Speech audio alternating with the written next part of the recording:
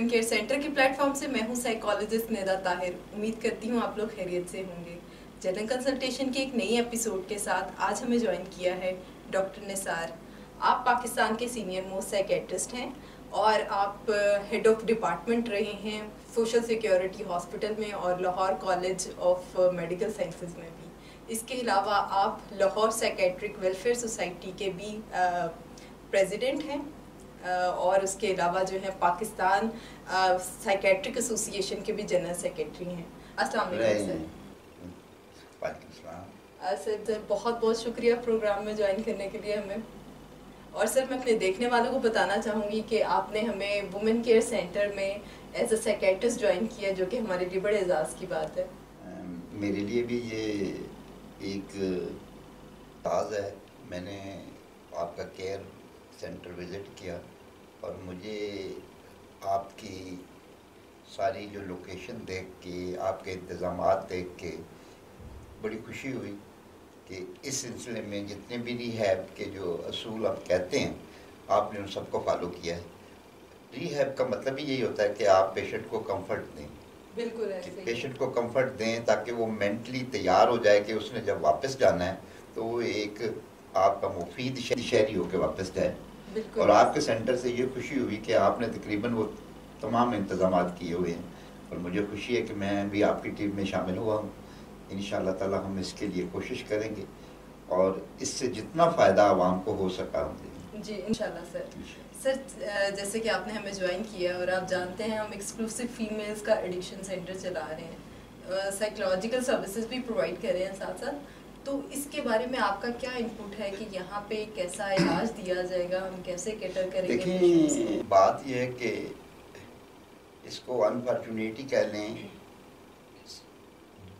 शुरू में तो ये एक साइकेट्रिक इलनेस को इलनेस समझा ही नहीं जाता था। बिल्कुल। फिर लोग समझते थे कि ये सिर्फ अमीर लोगों की बीमारी है, बड़े लोग होंगे तो उनको एंजाइटी होगी, टेंशन होगी, ये होगा, गरीब की तो ये बीमारी नहीं है। बिल्कुल ऐसे। फिर ये हुआ कि लोग कहते थे कि ये औरतों में नहीं होती, जबकि ये प्रूव हो गया है कि डिप्रेशन जो है वो 2 in 1 है।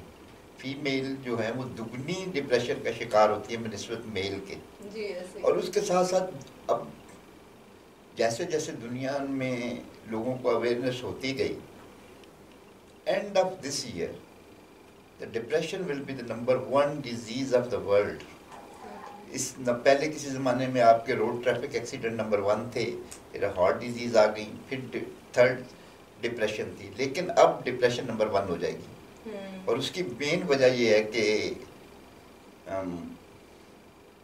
अवेयरनेस आ गई लोगों को, लोग समझते हैं कि मुझे इसका इलाज करवाना चाहिए। हमारे कल्चर में अभी भी इसमें हम बहुत पीछे हैं। अभी भी अगर हम ख़ास तौर पे जब कभी किसी फीमेल को प्रॉब्लम होती है तो उसको एक गलत रंग दिया जाता है, कहते हैं कि इस पे जादू हो गया, इस पे किसी ने कुछ कर दिया है, जिन्न आ गया।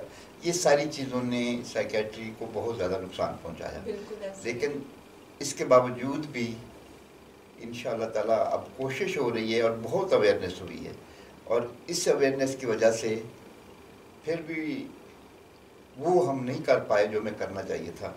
बिल्कुल सर, स्टिग्मा है ना हमारे स्टिग्मा से तो हम थोड़े बहुत बाहर निकले हैं, लेकिन सबसे बड़ी बात यह थी कि इसके लिए आपको इम्प्रूवमेंट करने के लिए एक बहुत बड़ी एफर्ट की ज़रूरत है, आपको एक स्ट्रगल की ज़रूरत है।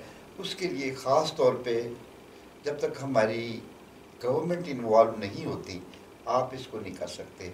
ठीक है, जब हम गवर्नमेंट लेवल पे आएंगे, हम इसको प्रॉपर एक डिजीज़ समझेंगे और इसका इलाज करेंगे तो फिर तो इंशाल्लाह ताला बहुत फ़ायदा होगा। देखें, पाकिस्तान बनने से पहले का एक हॉस्पिटल है लाहौर में, आज तक वही है। गवर्नमेंट ने कुछ सेपरेट अस्पताल नहीं हम बना सके। बिल्कुल। और सर वो भी आपने बड़ा अच्छा वो भी मतलब अभी जाकर उसमें तरक्की हुई। प्राइवेट सेक्टर में लोग बड़ा अच्छा काम कर रहे हैं, उससे खुशी भी होती है। लेकिन फिर आप सोचें कि हमारे कल्चर में या जो एक अफोर्डेबिलिटी है वो उसमें भी बड़ा प्रॉब्लम आता है। तो मैं तो यही रिक्वेस्ट करता हूँ गवर्नमेंट से कि आप इसको एक बड़े लेवल पे शुरू करें, जिस तरह खुशी हुई है कि आजकल कोरोना की वैक्सीन पे हम कितनी कोशिश कर रहे हैं। ऐसे ये कोरोना वैक्सीन से भी खतरनाक बीमारी है। ऐसे ही है सर। ठीक है, कोरोना में तो एक आदमी सफर करता है ना, तो अगर कोई बंदा ड्रग एडिक्ट होता है तो उसकी पूरी फैमिली सफर करती है।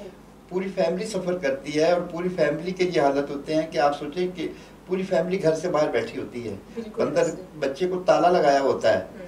तो कोशिश तो यही होनी चाहिए कि जितना हम इस पे काम कर सकें करना चाहिए। बिल्कुल ऐसे ही है सर। हमारे देखने वाले जिसमें उनके बहुत से प्यारे, किसी की बेटी, किसी की बहू, कोई भी इस एडिक्शन का शिकार हो सकता है, तो आप क्या उनको सजेस्ट करना चाहते हैं? देखिए, मेरी सबसे बड़ी बात यह है कि हम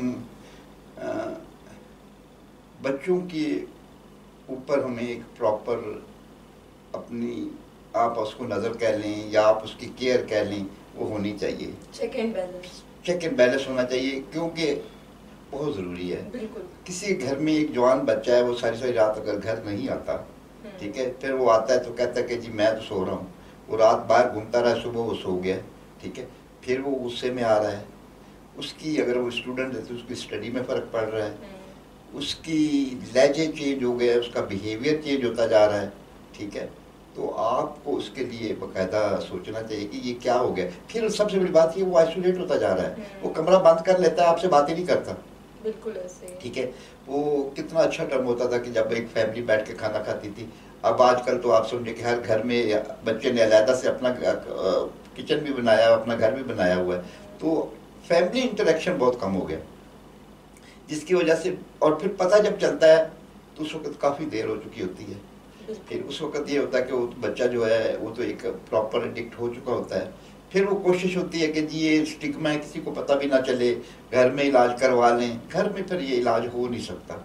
उसकी वजह यह है कि आप 2 दिन देंगे, 3 दिन देंगे, 3 दिन के बाद बच्चा फिर घर से भाग जाएगा।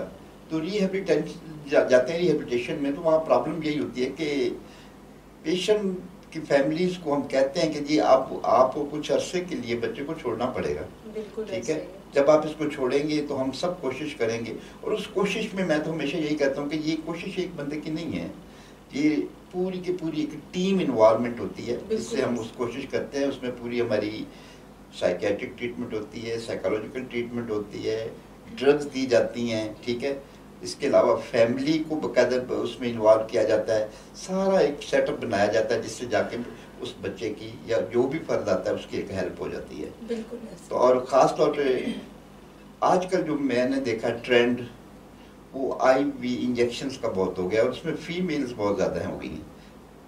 फीमेल कौन सी, जब घर में उनको कोई पेन होता है तो किसी भी डॉक्टर के पास जाती हैं, वो पेन किलर के तौर पे उनको एक मार्फिन डेरिवेटिव लगा देते हैं। वो एक दफ़ा आप लगा लें, आपके रिसेप्टर जो हैं वो सारे के सारे सेंसिटिव हो जाते हैं, अब दूसरी दफ़ा आपको ज़रूरत पड़ जाती है। कई बच्चे मैंने देखे हैं, कई बच्चियां मैंने देखी हैं जो इस तरह के इंजेक्शन में इन्वॉल्व हैं। तो और उनका इलाज फिर रिहेबिलिटेशन है, घर में नहीं है। तो आप कोशिश यही होनी चाहिए कि उस बच्चे को प्रॉपर जगह पे लेके जाएं, प्रॉपर उसका इलाज करवाएं, ताकि उसको एक हेल्प हो सके। जो कि हमारे यहाँ कोशिश तो की जाती है, लेकिन बहुत हद तक नहीं भी होती। उसी पहले जैसे मैंने कहा कि गवर्नमेंट सेटअप में कोई ऐसा है नहीं कि हम काम कराएं, कोई ऐसा सेंटर नहीं है। हमने कोशिश तो की थी बड़ी, लेकिन वो कोई इतने कामयाब हो नहीं सके उसमें।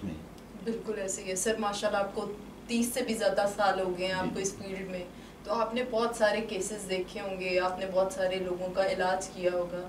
तो एक लास्ट टिप जो आप हमारे देखने वालों को देना चाहें कि अगर उनका बच्चा या बच्ची इस मर्ज में मुब्तला है, तो वो अगर कोई रिहैबिलिटेशन सेंटर सर्च कर रहे हैं तो उसमें क्या बेसिक चीज़ें जो है देखते हैं? देखिए, बेसिक चीज़ें तो यही होनी चाहिए कि सबसे पहले तो उनको जाना चाहिए, किसी वहाँ जाना चाहिए जहाँ कि उनको क्वालिफाइड स्टाफ मिले। बिल्कुल ऐसे, ठीक है, क्वालिफाइड स्टाफ होगा, उसका एटमॉस्फेयर अच्छा हो। बहुत से, मैं कहना तो नहीं चाहता, लेकिन बहुत सारे रिहैबिलिटेशन सेंटर ऐसे हैं कि जहाँ खुद भी वो कहते हैं कि ड्रग प्रोवाइड की जाती है। ऐसे कई मैंने सुने हैं केस कि जी फलां क्लिनिक में चले जाएं तो वहाँ पे तो खुद भी देते हैं। ये आपको एक उसकी गारंटी होनी चाहिए कि बच्चा जहाँ हम भेज रहे हैं वहाँ ऐसी कोई बात नहीं होगी, ठीक है, बच्चा हमारा सेफ होगा। उस पर किसी किस्म का सुना भी है कि बहुत सारी जगह पे वो बच्चे के साथ तशद्दुद भी करते हैं, मार कुटाई भी होती है, जो कि ट्रीटमेंट नहीं है, जो कि ये रिहेबिलिटेशन की ट्रीटमेंट नहीं है, ठीक है। आप अपनी विलिंग से उसका इलाज कर रहे हैं तो उसको इसी तरह इलाज करें कि जिस तरह आप दूसरे पेशेंट को देख रहे हैं, ठीक है। वो एक बीमार आदमी है, आप उसका इलाज कर रहे हैं, ना कि आप उसको अजियत देना चाहते हैं, उससे कोई बदला तो नहीं लेना चाहते ना, हम उसकी मदद करना चाहते हैं। तो 2-3 चीज़ें बड़ी ज़रूरी हैं जो कि आप रिहेबिलिटेशन सेंटर जाएँ, जगह जो है वो एटलीस्ट सांस लेने की तो हो ना, 5 मरले के घर में बाहर से ताले लगा के बंद ना कर दें उसको, ठीक है। वो बाहर निकले, घूमे फिरे तो उसको प्रॉपर वो इससे निकल सके। उसको आप देखें, उसको एक फ्रेश एयर मिले, उसको एक एटमॉस्फेयर मिले जहाँ पे वो सोचे कि मैंने क्या करना है। अगर आपने उसको बंद करना है तो उसको थाने में भी बंद करवा दें। बिल्कुल ऐसा ही है। Thank you so much sir, आपने हमारे देखने वालों को बड़े अच्छे से गाइड किया। आज हमारे साथ मौजूद थे डॉक्टर निसार। उन्होंने बड़े अच्छे से बताया कि वो कौन से ऐसे स्टेप्स हैं जो लेते हुए हम ट्रीटमेंट की तरफ आ सकते हैं, और गवर्नमेंट के भी बहुत सारे स्टेप्स हैं और जो उनको लेने चाहिए ताकि एक प्रॉपर ट्रीटमेंट जो है प्रोवाइड किया जा सके। अगर आपका कोई भी क्वेश्चन है या मज़ीद किसी टॉपिक के बारे में आप जानना चाहते हैं तो नीचे कमेंट्स में हमें बता सकते हैं। इसी के साथ हमें दीजिए इजाज़त। अल्लाह हाफ़िज़।